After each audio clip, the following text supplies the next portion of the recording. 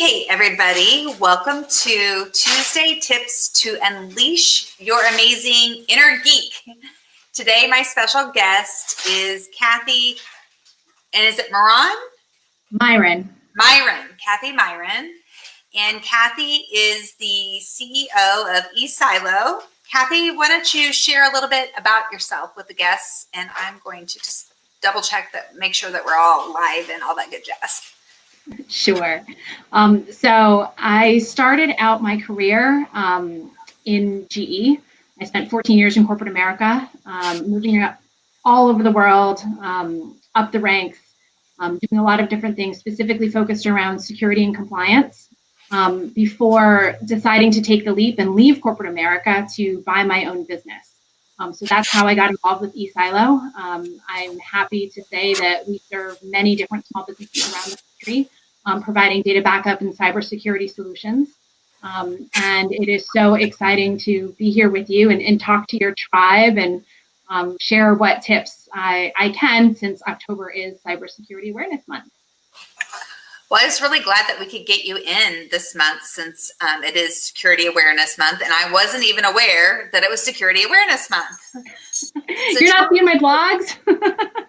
No, well, but we scheduled a month or so ago, so I didn't know until you told me, and then I did see your blogs, yes. So tell me a little bit about your passion for educating the public. Sure. So I'm a big believer in what I call digital literacy. So just like we teach our kids financial literacy when they're younger, I have two small children, one of which is in distance learning for kindergarten this year. So I look at what she's learning in school and kind of how she's learning. And it's funny because they teach such young kids about digital safety and how to be smart and safe online. And I think that a lot of business owners, we grew up in a generation where you weren't doing everything on the computer. You didn't have smartphones and tablets and being surrounded by technology. So, our mission is really to help business owners prevent data loss and other issues that can wreak havoc on their businesses. And we do that through education around cybersecurity. So how do you prevent data loss? What are the top threats that you might be facing? And really basic tools and techniques, right? Processes that you can put in place to safeguard the data of your business, but also of your customers, of your employees, of those who put their trust in you to protect their information. So that's really kind of what motivates me every day. And it's one of the reasons why I took the leap to leave corporate America, because I felt like there was all of this knowledge that I had gained and all of this I had seen around how to run a good IT shop and what are good safe practices and what are maybe some bad practices where companies are wasting a lot of money deploying IT solutions that weren't delivering the returns, that weren't delivering the performance that they were looking for. And I wanted to take that and apply it to small businesses who don't have the budget or the resources to have IT experts who work for them full time, right? A lot of them are outsourcing to consultants and hoping that the consultant is doing the things they say they are and knows a lot about security, but not everyone is created equal. And it's hard a lot of time for those consultants to be jack of all trades, right? They might serve clients in healthcare, in legal fields, or retail stores, and all of those types of businesses have very different needs when it comes to data protection, and also regulatory compliance. So that's really where we come in. And it's great to be able to see the impact when somebody calls you and says, we just got hit with ransomware, like we don't know what to do. I think I've lost years of hard work, that we're able to show them how they can quickly recover that. So that's really rewarding on a personal level. Oh, I can imagine that would be, and they're going to be like, you are my hero at this point, which is also feels pretty good to be able to really impact somebody's life and help recover their intellectual property. Yes, exactly. And honestly, we don't even want to be the heroes. We want the office administrators, the person who was smart enough to be forward thinking and say, hey, this is something that's really important and we need to be doing more to protect it. And those are the everyday office heroes that we're trying to create. I love that. So what's your first tip for us today? So there's a lot of, I would say, common mistakes that we see people make. And the first of them is not having a data backup at all. So I always like to tell folks that you can put in place the best technology, the best set of processes, but it's still possible for you to get hacked. It's still possible for you to have data loss. And that might be something just as basic as, human error. You accidentally deleted something, you need to have it, get it back. That's why we have recycling bins. That's why we have, when you go to delete something, it's a pop-up that says, "Are you sure?" But sometimes our own worst enemy is ourselves. So, the only surefire way to recover is to have a good backup. And in the industry, there's something called the 3-2-1 rule, which is that you want to have at least 3 copies of anything important.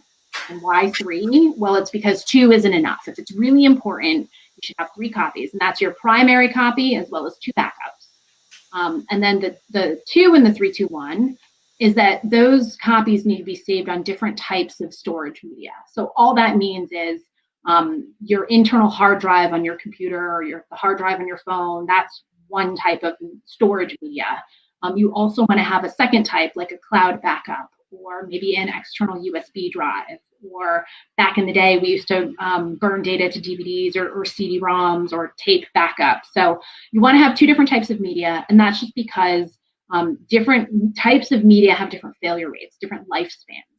So if you store everything on, the same kind of USB drive that you bought all at the same time from the same store, well, if there's a defect in that drive, it's very likely that if one fails, the other ones may also be compromised. And then the 1 in 3-2-1 is that you want at least 1 backup copy completely removed, both physically and logically in terms of the network, from where you do your primary operations. And that's just because if you were ever to get a ransomware or a fire, right, any single event, you don't want that to have the chance of compromising all 3 of your backup copies. So 3-2-1 rule is really important. At ESILO, we actually add an extra 1 and a 0 to the end of it, which is that one of those copies should be completely immutable, meaning once it's written, it cannot be modified, it cannot be tampered with. And the 0 is that you have to make sure that you're monitoring your backup so that they have 0 errors. There's a lot of times where people will set it and forget it. So they'll set up backups and just assume that they're running. And it's weeks, months, years later when they realize that maybe they uninstalled a portion of the program or, whatever software they were using wasn't consistent and they didn't have a current backup when they needed it. So the monitoring component is really important. That seems like a lot of work. It is if you don't use software to do it. That's why people hire you, right? Just so that they don't have to worry about all that. And in today's day and age, right, software is so smart and intelligent. We can set it up so that backups run automatically on a schedule or at certain events. Like when you lock your PC screen, it'll trigger a backup. Or when you connect your external USB drive, it'll trigger a backup. So you can make it very intelligent so that it does what you want it to do when you want it to do it. And then there's a set of custom alarms and reports and things that you can use to monitor that things are going well. So that it's not something you have to spend a lot of time each day checking. It's simply, opening up the report and seeing if there's any errors, or checking your inbox to see if you got any alerts where we were telling you, hey, something went wrong, give us a call. And sometimes we call our customers too. There's a couple. It's a semi-retired doctor and her husband, and they live up in the DC area. And when the pandemic started, they said, I need to get out of the city. So they have a beach house in Delaware, and they've been taking extended trips to the beach house. She takes her laptop and is able to do Zoom calls with her patients. But we've called them several times to say, hey, I've seen that your desktop hasn't backed up recently. Like, is everything okay? And she said, oh, I'm not even home. But that level of proactive monitoring, right, you get when you have a service like ours. It's basically like getting a second set of eyes, like having somebody, on your team watching your data, watching your backups, and alerting you to any problems. Very nice, very nice. So what's your next tip? So the next one is the importance of good passwords and multi-factor authentication. So a lot of you would have seen that in almost every data breach, one of the top causes of that breach is a compromised set of user credentials. And then one of the top pieces of data breached or exposed is leaked passwords.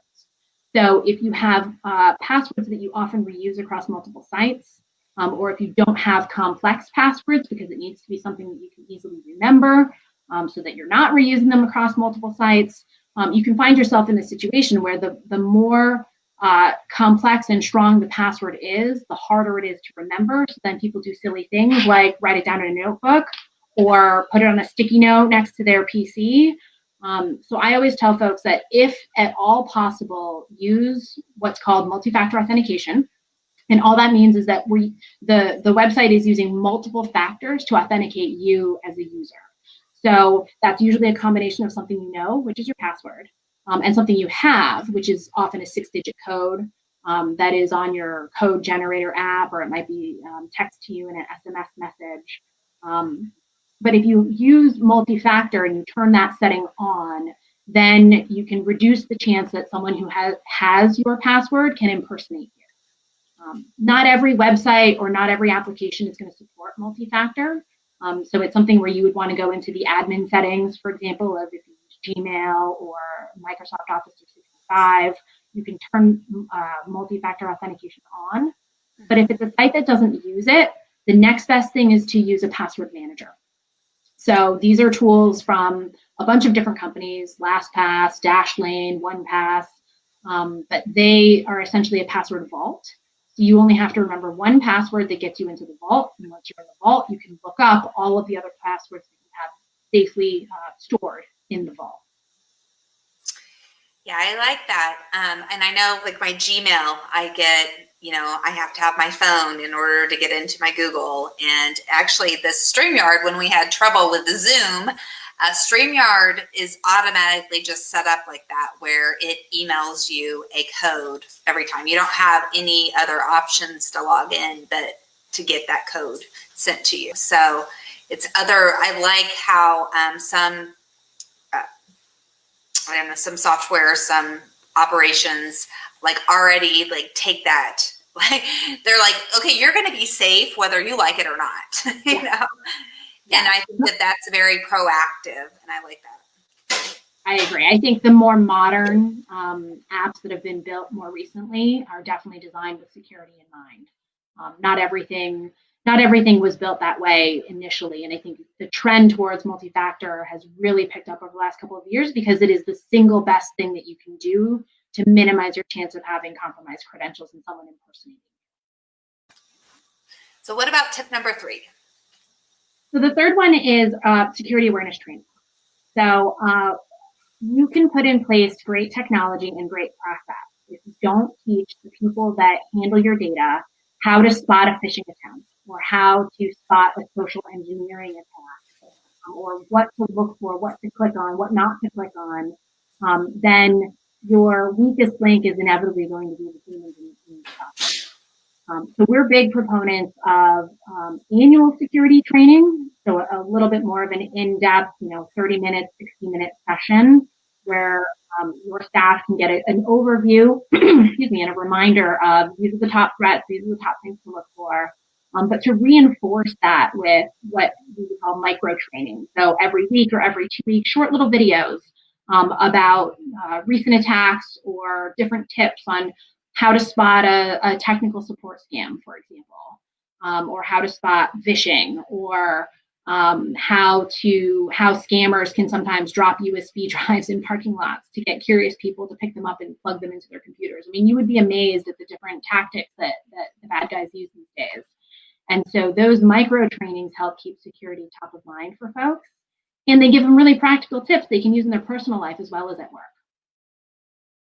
I like that a lot. That's training and helping people to grow is huge. And I know that not everybody always appreciates that. But whenever you experience some kind of data breach, or your computer breaks and you lose everything, I think that it helps you to really appreciate those small little things that are being put out there to help you in your business. So I think I had 4 things for you too, but I don't see that you put the other one. So can I ask you a question about teen safety online? Do you have any for parents of teenagers. How do you keep He's looking at you, right? like she is? She's like, all of a sudden the noise in the kitchen just got quiet, and she's staring at me like, "What are you doing now?" So I think one of the biggest things that I see in current teenagers, and I'll say the millennial generation and younger versus, us, is this different notion of privacy. Mm-hmm. So with social media, with all of the collaboration tools right now, it's so normal for teens to be on video calls all the time, not necessarily thinking about what personal information might be in the background when they're live streaming or when they're sharing with others. And so it's so easy today for a video that you create with your friends and then maybe post online, or for someone to share, for that information to get into different hands that maybe, into different audiences that was never intended. So I think that notion of privacy and really thinking about, what am I sharing, not just on camera and with my pictures, but also what's behind me, what else is going on around me, is really important. Because we've all heard about the situations where you post on social media like, oh, great vacation photos, and then someone breaks into your house. Same thing with teenagers around safety and where they are. So location data. If you're sharing photos and or posts, checking into locations, people know where you are. And, bad guys can use that to target you, or to show up or what have you. So, those types of things I think are just super important for teens. The other thing is that not everything and everybody online is who they say they are. So it's better to always be a little bit more cautious and just be a little bit more skeptical when you are meeting new folks online.